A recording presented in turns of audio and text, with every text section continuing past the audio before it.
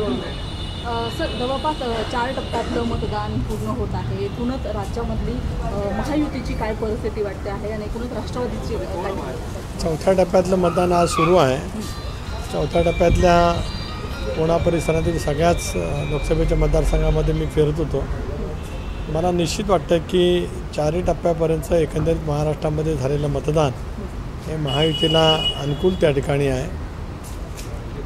विदर्भ असेल, मराठवाडा, त्याचबरोबर पश्चिम महाराष्ट्र, कोकणात अशा यावेळेला जागा आणि उत्तर महाराष्ट्रातील काही जागा आहेत आणि शेवटच्या टप्प्यामध्ये तर मुंबईसह ठाणा वगैरे त्या ठिकाणी आहे. त्यावेळेला आणखीन त्या सगळ्या गोष्टीला वेग निश्चितपणे येईल. पण मला विश्वास आहे की चौथ्या टप्प्यापर्यंत चांगलं यश महायुतीला त्या ठिकाणी मिळेल. पण महाविकास आघाडीचा विश्वास अतिशय वाढलेला दिसतो आहे. त्यांचं म्हणणं आहे की यावेळेला महाविकास आघाडीची लहर आहे आणि पूर्णपणे यावेळेच्या जास्तीत जास्त जागा ज्या आहेत त्या महाविकास आघाडीच्या वाट्याला येतात. स्वाभाविकपणाने ते असं म्हणणारच की महायुतीचं लहर आहे म्हणून ते म्हणणारच नाहीत. ज्या अर्थी त्यांना त्यांचं मनोबल कार्यकर्त्यांचं मतदारांचं टिकवायचं असल्यामुळे स्वाभाविकपणाने 5व्या टप्प्यामध्ये सुद्धा महाविकास आघाडीच्या सर्व ठिकाणी उमेदवार लढत असल्यामुळे केवळ मतदारांच्या मनामध्ये किंवा कार्यकर्त्यांच्या मनामध्ये एक विश्वास टिकून राहावा याच हेतूने केलेलं ते वाक्य आहे. यापेक्षा ग्राउंड रिॲलिटी फार वेगळी आहे. काही उमेदवारांनी म्हणजे अजून खरं तर मतमोजणी व्हायची आहे, निकाल लागायचा, पण त्याआधीच 3ऱ्या टप्प्यानंतर काही उमेदवारांनी फटाके उडवले, गुलाल उधळला गेला काही ठिकाणी आणि आम्हीच जिंकून येतो असा एक प्रचार त्यांच्या वतीनं करण्यात आला. मला माहीत नाही कुठे फटाके किंवा गुलाल उधळले गेले असतील तर. सुप्रिया सुळे यांच्यासाठी खडकवासल्यामध्ये गुलाल उधळला गेला असं. खडकवासला मतदारसंघामध्येच सुनेत्रा बहिणींना फार मोठ्या प्रमाणाची आघाडी, जेवढी आघाडी 2019 सालामध्ये त्या मतदारसंघातून भारतीय जनता पक्षाला मिळाली होती तेवढीच किंवा त्याच्यापेक्षा जास्त यावेळेला आघाडी सुनेत्रा बहिणींना खडकवासला विधानसभा मतदारसंघातून 100% मिळेल. बारामतीमध्ये निवडणुकीच्या बाबतीमध्ये कसं पाहता तुम्ही? 4 जागा आणि महादेव जानकर अशा 5 जागांसंदर्भात 4-0 अधिक आम्ही सोडलेली 5वी जागा.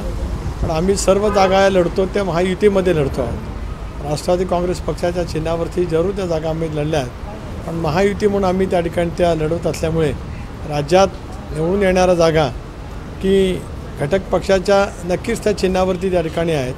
पण शेवटी या सगळ्या जागा महायुती म्हणूनच आम्ही त्या ठिकाणी जिंकणार आहोत. बारामतीमध्ये अशा पद्धतीने रोहित पवार यांनी अनेक घटनांचे सातत्याने व्हिडिओ जे आहेत ते सोशल मीडियावरती पोस्ट केले होते.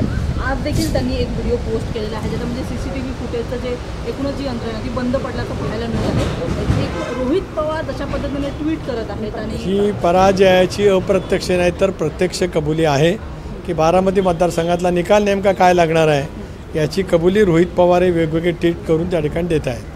सुहास कांदे यांनी छगन भुजबळ यांच्यावरती आरोप केले की त्यांचे कार्यकर्ते हे तुतारीचा प्रचार करत आहेत. त्यांनी चंद्रशेखर बावनकुळेंची पण भेट घेतली आहे. कांद्यांच्या वतीमध्ये मी काय बोलणार नाही, पण माझ्याकडे मी प्रदेशाध्यक्ष आहे. बावनकुळे साहेबांचा आणि माझा दररोज आमचा परस्परांशी संपर्क त्या ठिकाणी आहे. म्हणून कोणा पक्षाचे आमदार राष्ट्रवादी काँग्रेस पक्षाच्या नेत्यांच्यावरती काय बोलत असतील त्याची फारशी दखल मी त्या ठिकाणी घेणार नाही. मला निश्चित माहिती आहे की दिंडोरी मतदारसंघ असेल, नाशिक मतदारसंघ असेल किंवा राज्यामध्ये ज्या ज्या ठिकाणी आमचे मित्र पक्षाचे उमेदवार लढत आहेत त्या ठिकाणी राष्ट्रवादी काँग्रेस पक्षाचे आमदार असतील, कार्यकर्ते असतील, काम करत आहेत. कुठे समज गैरसमज नक्की होते, सुरुवातीच्या कालावधीमध्ये होते, ज्या बाबतीमध्ये माझी आणि बावनकुळे साहेबांची सुद्धा चर्चा झालेली होती. देवेंद्रजींच्या जवळसुद्धा चर्चा झाली, दादांजवळ चर्चा झाली, त्या ठिकाणी ते दुरुस्त झालेलं आहे. पण एका बाबतीत होतं असं नाही. काही ठिकाणी भारतीय जनता पक्षाच्या कार्यकर्त्यांच्या वतीमध्ये होतं, काही ठिकाणी शिवसेनेच्या कार्यकर्त्यांच्या वतीमध्ये ते होतं. वरिष्ठ पातळीवरती बसून ते सगळे त्या ठिकाणी मिटवलं गेलेलं आहे. शशी थरूर मुंबईमध्ये होते जेव्हा त्यांना शरद पवार यांनी मध्यंतरी जे वक्तव्य केलेलं होतं की छोटे राजकीय जे पक्ष आहेत ते येत्या काळात काँग्रेसमध्ये विलीन होतील, या प्रश्नावर जेव्हा या प्रश्नाबद्दल त्यांना विचारलं गेलं की असं शरद पवार म्हणाले, तर ते म्हणाले की जे आमचे जे लोक सोडून गेलेले आहेत ते जर आमच्या पक्षामध्ये येत असतील तर आम्ही त्यांना रेड कार्पेट घालून माघारी बोलवू. आणि कुठेतरी सुप्रिया सुळे यांच्याकडे पण त्यांचा रोख होता असं दिसून आलं, कारण त्यांच्या कामाने ते फार इम्प्रेस आहे असं ते म्हणाले. नाही, ते इम्प्रेस आहे ते आम्ही लोकसभेमध्ये पाहिलेलं आहेच, त्यामुळे तो काय असण्याचं काही कारण नाही. मुद्दा फक्त त्याच्यामध्ये एवढाच येतो की आदरणीय पवारसाहेबांनी जे मत त्यांचं वक्तव्य केलं की राजकीय रिजनल पार्टीजनी काँग्रेसमध्ये विलीन व्हावं, खरं तर या वतीमध्ये तेच अधिक स्पष्टपणाने बोलू शकतात किंवा शशी थरूर जे काय बोलले आहेत ते सुद्धा एक काँग्रेस पक्षाचे नेते आहेत, त्यामुळे ते पण त्या विषयावरती भाष्य करू शकतील. ज्या अर्थी पवारसाहेबांनी जे वक्तव्य केलं आहे त्याच्यावरती दादांनी वक्तव्य केलं की अनेक वेळेला अशापैकी वक्तव्य होत असतात. कदाचित तसं वक्तव्य नेमकं कसं आहे तर 4 जूनच्या निकालाच्या नंतर आपल्याला पाहायला मिळेल. अमोल कोल्हे म्हणतात की भ्रमनिरास केलाय मोदींनी सर्वसामान्य मतदाराचा आणि म्हणून यावेळेला मतदानाची टक्केवारी जी आहे ती कमी झालेली. एक असं की मतदारांची टक्केवारी कमी झाली असं मोदींच्याबद्दल अमोल कोल्हे बोलत असतील तर मग त्यांच्या मतदारसंघात त्यांनी 5 वर्ष काम केलं असा दावा त्यांचा असेल तर त्यांच्यावरती आकृष्ट होऊन मतदारांनी उलट जास्ती बाहेर यायला पाहिजे. त्यामुळे हे जे काय म्हणणं आहे ते त्यांच्या ज्या पद्धतीने अपेक्षित शिरूर मतदारसंघामध्ये होतं ते झालेलं नसल्यामुळेच नैराश्यातून व्यक्त केलेलं ते मत आहे, याच्यापेक्षा वेगळं काही नाही. काल राज ठाकरेंनी महायुतीच्या उमेदवारांसाठी सभा घेतली. या सभेमध्ये त्यांनी सुषमा अंधारे यांच्यावरती निशाणा साधत असताना छगन भुजबळांचे सुद्धा अनेक दाखले त्यांनी दिले. कसं बघताय, महायुतीत सहभागी असून सुद्धा तुमच्याच पक्षातील ज्येष्ठ मंत्र्यांवरती अशा पद्धतीनं दाखले भर सभेत दिले? मी काय राज ठाकरेंचं भाषण पूर्णपणाने काय ऐकलेलं नाही आहे. छगन भुजबळ राष्ट्रवादी काँग्रेस पक्षाचे नेते आहेत, त्यांच्यामुळे भुजबळांनी घेतलेली भूमिका ही या संबंध निवडणुकीमध्ये महायुतीच्या समर्थनार्थ त्या ठिकाणी घेतलेली आहे. या उलट हेमंत गोडसेंनी काल का परवा रोड शो केला त्याच्यामध्ये सुद्धा प्रामुख्याने भुजबळ साहेब सहभागी झालेले पाहायला त्या ठिकाणी आपल्याला मिळत आहे. काही वक्तव्य जर काय त्यांचं असेल तर जरूर राज ठाकरेंच्या जवळ या विषयावरती प्रदेश अध्यक्ष म्हणून मी निश्चितपणाने चर्चा करेन. सर, लवकरच मोदी यांची सभा मुंबईमध्ये होणार आहे असं कळत आहे.